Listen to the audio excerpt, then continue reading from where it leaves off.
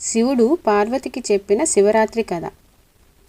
కైలాస పర్వతంపై భర్తతో పాటు కూర్చున్న పార్వతీదేవి అన్ని వ్రతములలో కన్నా ఉత్తమమైన వ్రతమేదని అడిగింది. శివరాత్రి వ్రతం విశేషాలు తెలియజేశాడు.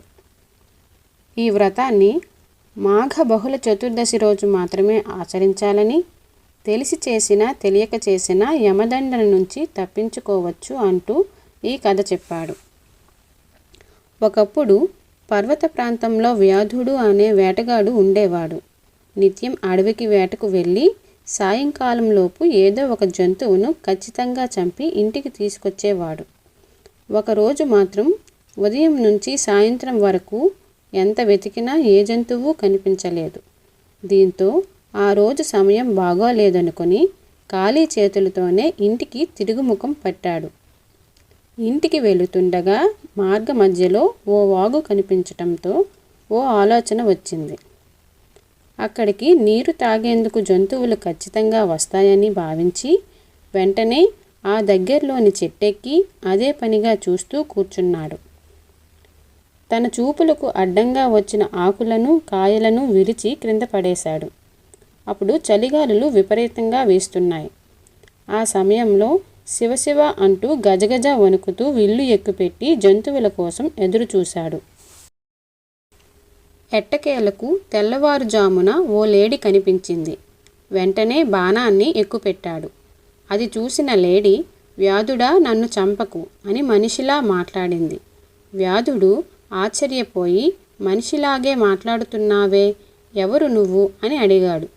దీనికి ఆ లేడీ సమాధానమిస్తూ, నేను పూర్వజన్మలో రంభను. పూర్వం నేను హిరణ్యాక్షుడు అనే రాక్షసుడిని ప్రేమించి శివుడిని పూజించట మర్చిపోయాను. దీంతో ఆ పరమేశ్వరుడు నాపై కోపంతో నువ్వు నీ ప్రియుడు జింకలుగా 12 ఏళ్ళు గడిపి వ్యాధుడి బాణాన్ని ఎక్కుపెట్టాక శాప విముక్తులు పొందుతారని చెప్పినట్టు చెప్పింది. ఇప్పుడు నన్ను వదిలేయ్ అని అడిగింది. మరో జింక కొద్దిసేపటి తరువాత రావటంతో వ్యాధుడు సంతోషంగా వెళ్ళు ఎక్కుపెట్టి బాణం విడిచే సమయంలో ఆ జింక కూడా అచ్చం మనిషిలాగా, ఓ వ్యాధుడా, నేను చనిపోయినా కూడా నీ కుటుంబానికి సరిపోను. ఇక్కడికి మరో మగజింక కొద్దిసేపట్లో వస్తుంది. దానిని చంపుకో, లేదంటే నేను తిరిగి వస్తాను అని చెప్పటంతో దాన్ని కూడా వదిలేస్తాడు. అలా 4 జింకలు వేడుకొని వెళ్ళిపోతాయి. మరో జింక కోసం ఆశగా ఎదురు చూస్తుంటాడు వ్యాధుడు. మర్నాడు 4 జింకలు వచ్చి నన్ను మొదట చంపు, లేదు నన్నే మొదట చంపమని మోకరిల్లుతాయి. ఆ జింకల నిజాయితీకి వ్యాధుడు ఆశ్చర్యపోయి ఇకపై హింస చేయనని విల్లు వదిలేసి వెళ్ళిపోతాడు. అంతలో ఆకాశమున పూలవాన కురిసింది. దేవదూతలు వచ్చి వ్యాధుడితో, శివరాత్రి ప్రభావమున నీ పాపము పోయినది. ఉపవాసము జాగరణము జరిపినావు.